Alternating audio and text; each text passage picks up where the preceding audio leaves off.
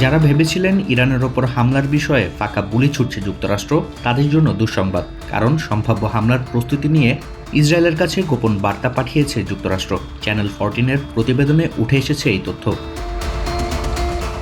প্রতিবেদনে উল্লেখ করা হয়, হামলার প্রস্তুতি প্রক্রিয়া প্রায় 2 সপ্তাহের মধ্যে সম্পন্ন হতে পারে, যা বাস্তবায়ন করা যেতে পারে সামনের কয়েক মাসের মধ্যেই। তাহলে কি অন্তত ঈদুল ফিতর পর্যন্ত নিরাপদে থাকতে পারবে খামেনি প্রশাসন? উত্তর না, কারণ মার্কিন কর্মকর্তারা স্পষ্ট করে জানিয়েছেন প্রস্তুতি শেষ হওয়া পর্যন্ত অপেক্ষা নাও করতে পারেন তারা, কারণ প্রেসিডেন্ট ট্রাম্প নির্দেশ দেওয়া মাত্রই শুরু হবে অভিযান। ইতোমধ্যেই মার্কিন রণতরী ইউএসএস আব্রাহাম লিঙ্কনের নেতৃত্বে বিশাল নৌবহর ভারত মহাসাগর থেকে মধ্যপ্রাচ্যে পৌঁছেছে, যা ইরানকে লক্ষ্য করে হামলা চালানোর ক্ষেত্রে অন্যতম সুবিধাজনক অবস্থান। নৌবহরে রণতরীর পাশাপাশি রয়েছে ক্ষেপণাস্ত্র ক্রুজার, বিমান বিধ্বংসী যুদ্ধজাহাজ ও সাবমেরিন ধ্বংসকারী ফ্রিগেট।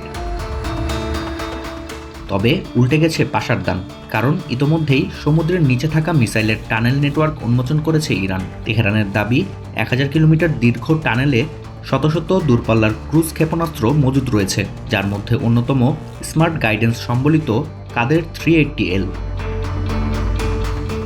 এরই মাঝে ফাতা হাইপারসনিক মিসাইলের ভিডিও প্রকাশ করেছে আইআরজিসি, যেখানে দাবি করা হয় নতুন প্রজন্মের ক্ষেপণাস্ত্রগুলো রাডার ফাঁকি দিয়ে অত্যন্ত নিম্ন উচ্চতায় উঠতে সক্ষম। শত শত ড্রোন ও মিসাইলের সোয়ার্ম অ্যাটাক বা ঝাঁক বেঁধে আক্রমণ মার্কিন রণতরীর ফ্লাইট ডেক অকেজো করে দিতে পারে। এতে পুরোপুরি ডুবে না গেলেও যুদ্ধবিমানের উড্ডয়ন অবতরণ ক্ষমতা হারাবে আব্রাহাম লিঙ্কন।